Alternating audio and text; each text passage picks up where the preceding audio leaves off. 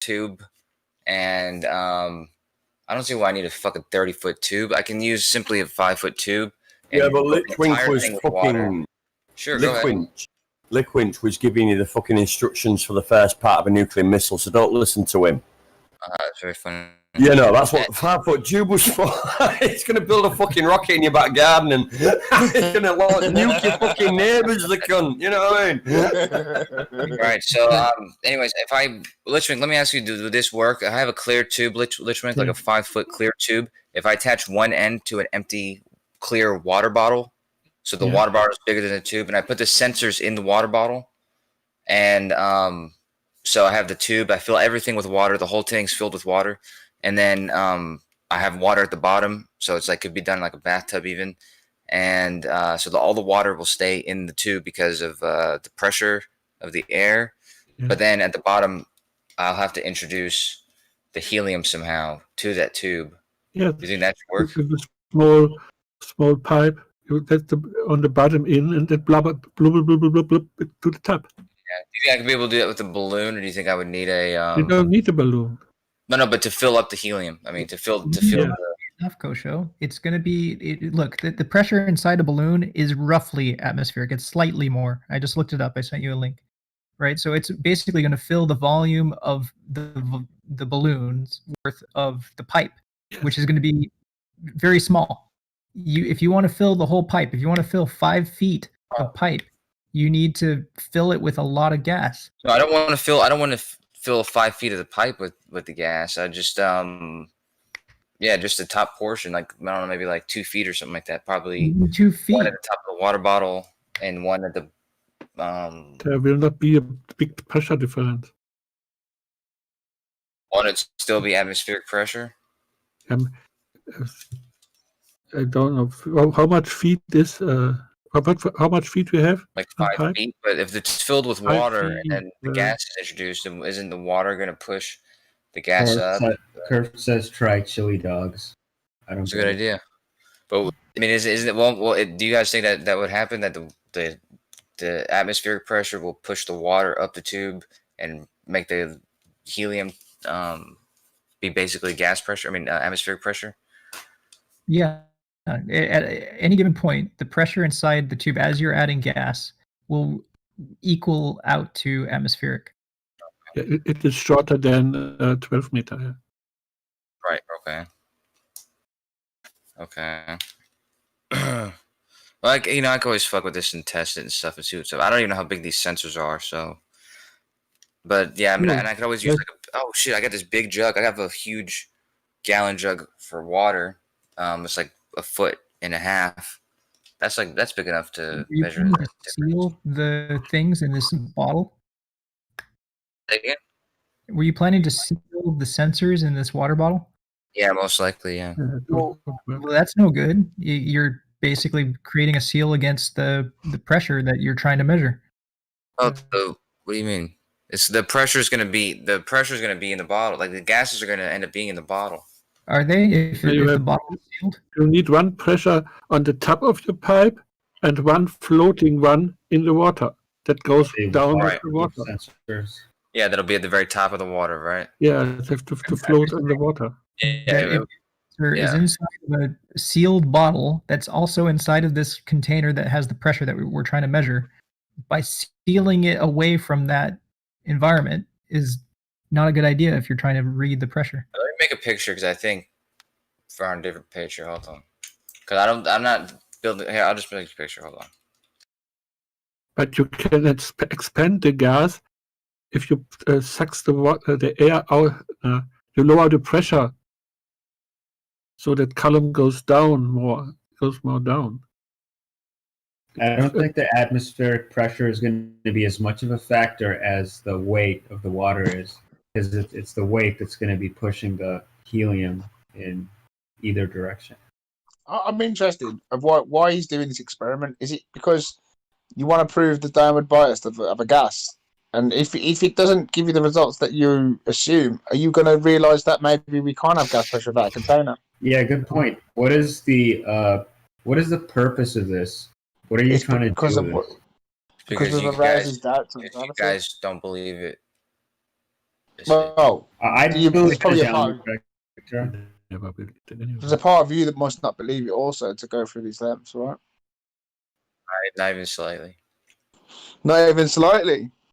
So why you what do you know that there's going to be a downward bias of the gas particles? I would stake my life on it. There's no denying that there is a downward vector. I mean, to deny that is ludicrous, honestly. Mm-hmm. No, but it means that the reason the gas will be more dense at the bottom of the cylinder is because of gravity. That's his assertion. But there's two different reasons. One, if I put 10 people on top of my head, there's more weight on top of my head, and you're saying it's because there's a force all pulling us down. But realistically, I don't think the added pressure at the bottom of a bottle of water is because of a gravity. I just think it's because heavy things do have a downward attraction. Lighter things have an upwards attraction. Okay, but So if I had 10 helium balloons going up, Brummy, sorry, the whole thing is filled with helium. So do you think that it would be weighing down or up? but if you fill a gas, even an upward force gas, in a pressurized container, then there are going to be a lot of particles sitting on each other. No, I think it's not going to prove anything just for the reason I stated earlier, because helium is homogeneous, so it's just going to be distributed uniformly in that container. There's not going to be more helium at the bottom. And another issue that these guys have is that they can't show gases being held down by gravity, just like Brummy said, because gases always move in all directions. Right. So that's what I asked Brummy though earlier, and he didn't really say, but maybe he did. But regardless, what would you say if it did? If there was a pressure reading from like a 2 feet difference, and I did already said. I already said. helium at the bottom. I already said That would definitely Sorry, go prove that there's something acting upon those gases. There's something that's pulling them down. That's the answer. That's the reason I'm doing it. We're using this pressure difference in all type of gases all the time in any process industry which uses gases. So my conclusion would be slightly different. I'd say trivial it's to- sorry, bro. is it? I said Are you testing if there is a pressure gradient in helium? Kosho? Yeah, that's right. And helium when it's introduced into a vacuum, yes. thing is, when What you do you say- mean by introducing helium to a vacuum? What's that mean? That's not a correct way of phrasing it, Kosho. It's just he's trying to measure a pressure gradient in a homogeneous gas. Vacuum. has Okay, so nothing it's to do with a container filled with only helium, and you're measuring the pressure gradient inside it. Yeah. Well, that's possible.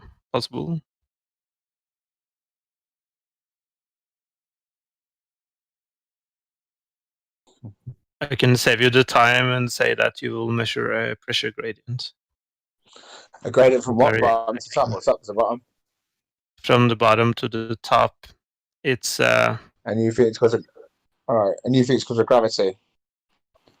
I'm not gonna assert any cause of it, but there will be a pressure I gradient. mean, gravity certainly predicts that to happen. Yeah, it Yeah. does that, but it doesn't. We've never seen a pressure gradient with helium, though, have we?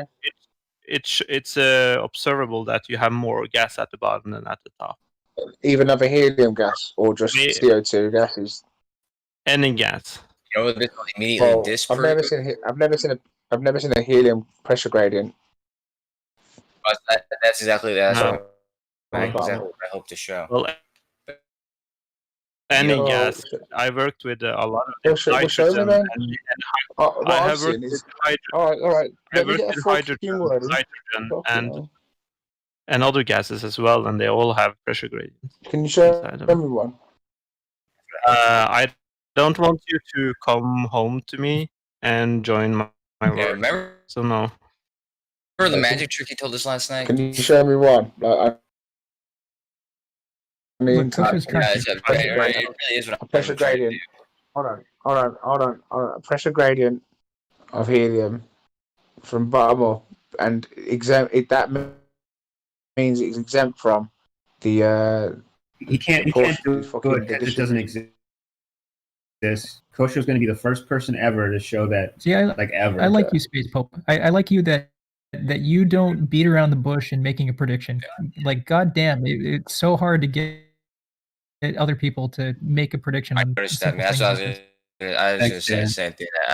The prediction, yeah, because you were honest with what you said about. Although you did also say before that you already assume that there's a downward vector, but even still, yeah. First you said that the gas should be homogeneous and go in all directions, or homogeneous gas should go in all directions and all that. But you said that yeah, if indeed it did go downwards, there was a downward vector, you would. It would be proof of gravity. It's if not you down. show that the gases are being. There's no down vector. Well, that's what we're going to find out. You need a very You're creating a vacuum. Any high or low is a vacuum. Yeah. So what it will disprove immediately, though, also is relative density. There is no pressure. Or, it's a gradient difference of high and low, Kosho. It's a high and low difference. Well, it's a resistance thank you, of man. high and low. And you're creating a vacuum in your tube. I appreciate that. Yeah, you're creating a vacuum in your tube that's going to do what you're doing. We do something here where we just go one at a time. So just go after me, okay? I was just trying to help you out. None of you added that. Not one of you. I do appreciate it, but I'm trying to say something about relative density, and it's going to immediately show that there's something else. It's not there density, other than just relative density and things finding their place. Because in the homogeneous helium itself, just within the helium itself, there will be a pressure difference without any other gases being there. It's not going to disprove relative density because relative density is still a thing. Denser objects are still arranged below less dense objects. Yep. So all it's going to prove is that there's a force that's causing that to happen. Well, yeah, sure. I'm saying that's what I'm saying though. That it's going to disprove relative density being a thing on its own. Show potential. In gravity, it's going to show there's relative potential density in gravity, so that's already a part of gravity. So this will show that there's something more. It's going to show a potential. I think you're downplaying it by saying all it proves is that force, because that's the thing. You're right. A potential. That's the whole of the vacuum. It, right? You're right. Right. The potential of the pressure what I was just differential. trying to say is that relative density is not going to be negated. It's just going to be shown that there's a force that's causing that. That's what I said. That's what because relative density, nobody says that it's not a thing because it is a thing, but we claim that it's a product of. It's not the primary cause of what we're observing. Active gravity. Yeah. Righto. Okay. Yeah, I think I know what I'm going to do. Oh, yeah, I'll send you the picture, Dan. I'm still making it. I was like, what am I doing? I'm making this put picture. anything under a resistance, it's going to rush to the other resistance. Anything under high resistance rushes to the lower resistance. I'm not even talking about a vacuum, so I don't know what you're talking about. Yeah, that's what it is. Everything's a vacuum. Yeah, you're Water right, and air are vacuums. Your brain a vacuum. What the fuck are you talking about? He's probably going to make something real. Okay, so just glitch me. Well, water is a vacuum. We have to Take some air with you Hold down on, in the man. water and see how it acts. We got you. Brain is water. Okay, hold on. Go ahead, Joshua. Because there's your pipe.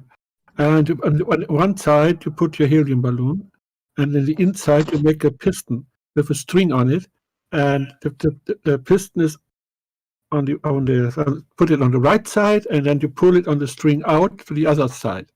And in the same moment, you pull the helium into the pipe.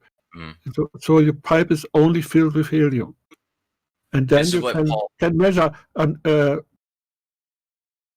piston the weight of the helium and on the top of the pipe. And you can lay it on the side, and you can measure is there a difference if there's laying on the side. If you stand it right up, you see if there's a difference between the bottom and the top. I like this idea too. This is Paul had said this though. Paul had also had brought that up about using a pipe, and I said like a syringe, like a needle, which is the same kind of idea, right? Like a piston where you have it closed, and then you can put the balloon on one end, and then just pull that piston outward, and it should only. With a string, you can pull it out and to the other side, and you have kept all the helium in the pipe. But the piston, to get the piston very that is very tight, is the problem here. Yeah, which is why I prefer the water one, because it's just there's less moving parts in just a water column. Yeah, let me show you this picture first before I ask this question. So you guys go ahead. But I have a question, but I'll make this picture first. Sorry, what would you do with the water pipe? What will you do with? What do you mean? What would we do? I mean, you would fill a pipe with water, and then you would lift it out of the water, the closed end out of the water, while the open end is still in the water, and then you would start to fill the pipe from the top with helium, so it would start to push out the water, out of the bottom. So then you're only left with, a container that's filled with helium. Oh, to isolate it. Yeah. You need two valves, one on the top and a valve on the bottom, so you can close all the valves. Yeah, and if you want to get fancy, you can find some way to close it off to where you can then take it out of the water, which I think would be worthwhile, because then you can flip the tube upside down, because that's going to be the first thing that people are going to say. Well, you know what? What about will say? Well, what if there is one molecule? hydrostatic electricity? Does that have a problem there? What about when you take a container, you just make a container like a sealed ball, you just make a ball, right? Seal it, take it down in the ocean. What happens then? So, I mean, that's why I mentioned it's a vacuum. Like, somebody's going to mention, hey, there's some other force causing this. So one easy way to test that is to just flip the container upside down, and if the pressure readings invert, then you know that it's not the container. It's something outside the container. How are you going to stop the kinetic energy of the container or the static? You can do like any orientation will show a higher density at the bottom. Would be the prediction, right? And hydrostatic electricity, as you say, would not be, it wouldn't account for that. So explain it to me real quick what you're going to do, Coach. Show again, because I think I don't know. 1 second. Because I'm working on this. But somebody else might be able to explain. But, yeah, somebody else explain it real quick. Yeah, I was going to say, but it was something. Oh, I might need to get 4 sensors. I was just going to say, yeah, I might do what you said, Dan. Seal off both ends, but I might need to get 4 sensors. But yeah, I'm just measuring. The pressure gradient in a helium only filled container. Okay, so container that's only filled with helium. Then there's nothing else in there. Forget the water, and yeah, I'm just gonna measure the pressure gradient from top to bottom and see if there's a difference. Just like if you had a vacuum chamber and you were to introduce only helium, what do you think would occur? Do you think that the helium would go in all directions, or do you think it would act upward or downward, or what do you think would happen? Well, if you force it into a tube, you're not even giving it the ability to go anywhere else but up or down. Sure, but there will be a section that is pure helium, and there'll be 2 sensors. So one at the top and one at the bottom, and both those sensors is only helium. And so shouldn't you make a cross and then do your test in the middle and see if it pushes out all ways? I didn't even think about that. I don't think. Yeah, because that way there's no other question as to what. I think I like asking these questions. The best idea there. Yeah. Okay. As I like asking these questions, though, is because to hear kind of, I think people will say. I don't think that would matter, though. Well, I mean, I don't think that. A second sensor, right? Like the simplest form of this is a single sensor at one end of the tube, and then you can reorient sensors. Hold on, Demick. Okay. You can reorient that tube to all the different orientations that you would have suggested. A cross would have helped you with. You can lay the tube sideways, and now you're measuring that axis. You can put it upside down and measure what the pressure is at the bottom. You put it right side up, and you measure what the pressure is at the top. Yeah, but then I only have it in one position, though. Yep, but you can orient the tube to get the different positions. But I have a sensor in one end of it, and if I put it upside down and right side up, at one end there'll be water, and the other end there'll be the helium. You see what I'm saying? So Oh, yeah, this is You should have your assume that mechanism you're in the seal it middle of off. four oh, tubes. you were Four tubes assuming like a cross. that the whole thing was just helium. Yeah, yeah. If you can find a valve set up to where you can seal it off from the water, and then you can remove it from the water, and then you can orient it however. Yeah, I'm assuming that I'm not going to little be able to cylinder do that. balls, little rubber balls will seal anything once you hit it with pressure or air going against water. If you can like pressurize it that way, the little ball will stop the Yeah, I might do that too with the balls, but I think I might not be able to do it with only helium. I might only be able to get.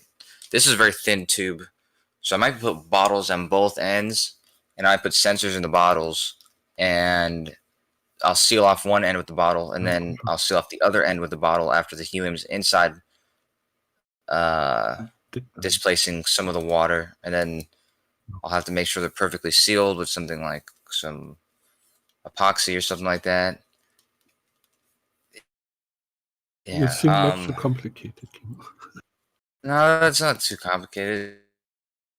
It's just, I mean, sealing off both ends. That is. Wait, say again? The idea don't works. If you how you want, you don't measure the measure the water weight or something. Oh yeah, but I know that's right. But the water. Measure them. You have to. What the other guy said. Oh you need yeah. a pipe only filled with helium, and you put it upside down and on the side with one sensor. He's right. The idea is good. Yeah, but I'm not sure how I'm gonna get only helium in there. Whatever I'm filling it up with helium from the. Replace with water, then replace the water with helium, and close the other. Make a bite-sized valve. On one side is the helium, and the other side can the water go out. The helium press the water out. If the helium comes out of the other on the bottom valve, then you close the water valve, and you have the pipe filled with helium only. Oh, like a circle that goes from top to bottom, and you go and go back. No, you have the pipe, and get it standing up. On the top is the helium. On the bottom is can the water go out? You fill the helium in, the water goes out on the bottom, and if the helium reaches the bottom valve, you close the valve, and there's only helium in the pipe. Oh. Okay, actually, you know what? I could see that. Yeah, because I could. Yeah, but I don't understand. I could actually just put a balloon on the top with this tube, and I could actually just like twist the balloon, fill it with water, and then when it's filled with water, untwist the balloon standing up straight, and have the balloon push the helium through, push the water out. Yeah, and then you close the valve on the other side where the water is coming out. Yeah, but how do I? Yeah. What are you saying about a balloon again? I'm telling you, it's not going to be. The volume of a balloon is not going to be enough for your test. It depends on the diameter of the pipe. Going into the balloon. I think it will. How much? Tube I have here, it'll fill this tube easy. How big is your pipe? This tube is very thin. This tube's only like half an inch. You need a thin tube. Yeah, how you get your measurement device in it? There's well, I gotta see how big that is. We're just gonna determine what I can put on the end. I think it's fairly small though. You have to put it in the pipe. If the balloon is at the bottom and you release the valve, the water would just go into the balloon. It doesn't matter how much helium's at the bottom. Is this measurement device waterproof? We mentioned something about it being waterproof. Oh yeah, the sensors. Yeah, they're waterproof. Yeah.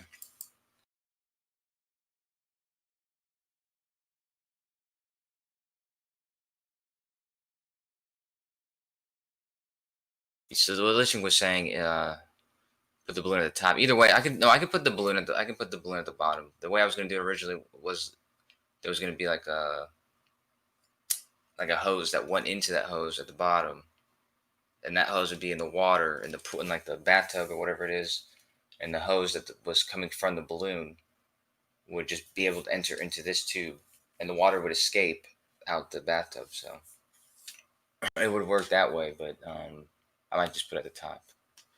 Let me Okay, see how you're big making these me want to sensors do are. this test Well, because what's you're it? frustrating me. So what's going to be your point after the helium rises? I mean, what? Measure the gradient from 2 points in the